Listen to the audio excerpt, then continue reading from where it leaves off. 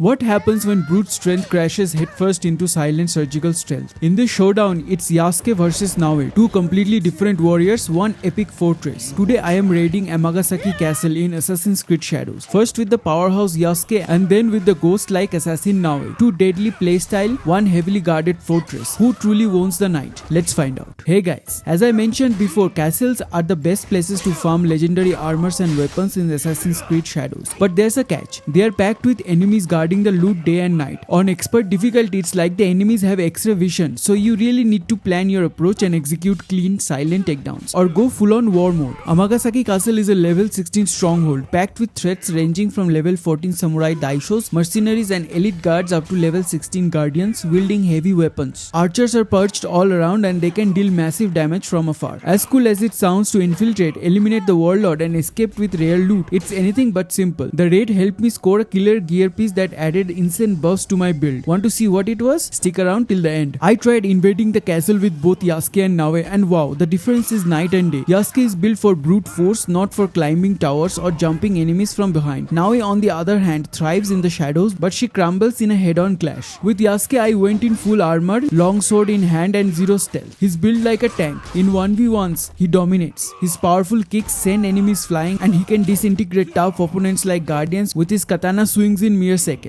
Naoe though is clean, surgical and precise. After the chaos with Yasuke, Naoe felt more controlled but also more fragile. She deals less damage and has very little health. One wrong dodge or mistimed parry, you are done. When surrounded, your best option is to flee and take them out one by one. As for guardians, forget it. Naoe can barely scratch them. Her true power lies in flanking, vanishing and striking from the shadows. Naoe, the master assassin, is loaded with refinements and feels incredibly satisfying to play in stealth mode. Scaling walls, fleeing crowded zones, ambushing unsuspecting enemies and assassinating from the shadows. All of it feels swift, fluid and effortless. With the tool master gear added to my arsenal, she becomes almost unstoppable.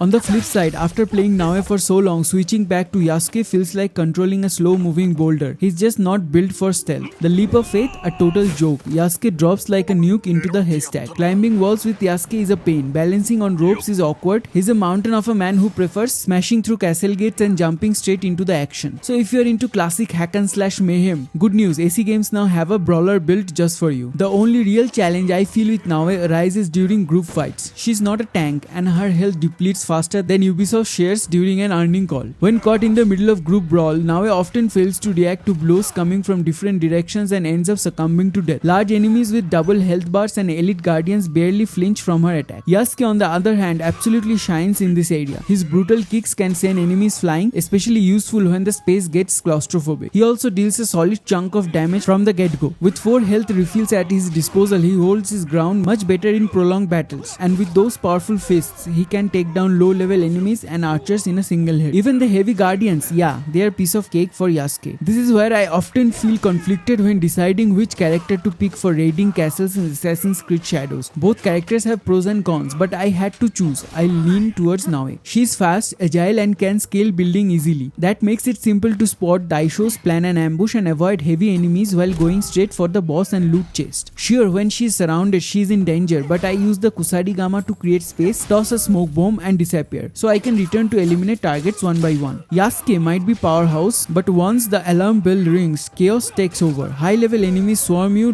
daishos are never alone and archers from afar become a nightmare. Yasuke's slow speed makes it hard to respond quickly. Every time I tried plundering castles with Yasuke, I ended up in a messy fight I couldn't escape. That's why I stick with Naoe for her stealth, speed and strategic advantage. So yeah, all the effort storming Amagasaki Castle, totally worth it. The raid didn't go in vain. I ended up scoring some fabulous loot from this stronghold. One of the highlights was a legendary headgear piece from the Stealth Champion Armor Toolmaster gear set. What makes it special? The headgear comes with a unique part that prevents your kunai from breaking after being thrown at enemies. That means you can recollect and reuse them later, which is super clutch in prolonged stealth encounters. On top of that, it packs a buff of 162 health, gives you a sweet plus 15% adrenaline gain and boosts your critical hit chance by plus 2.8%. Not bad at all for a single raid, right? Alright. Alright folks, that's a wrap for today. If you enjoyed the video or found it helpful, don't forget to smash that like button. It really helps the algorithm push this content out to more awesome people like you. Consider subscribing to the channel for more open world action adventure RPG content. That's my jam, and there's a lot more coming your way. Until next time, ciao ciao.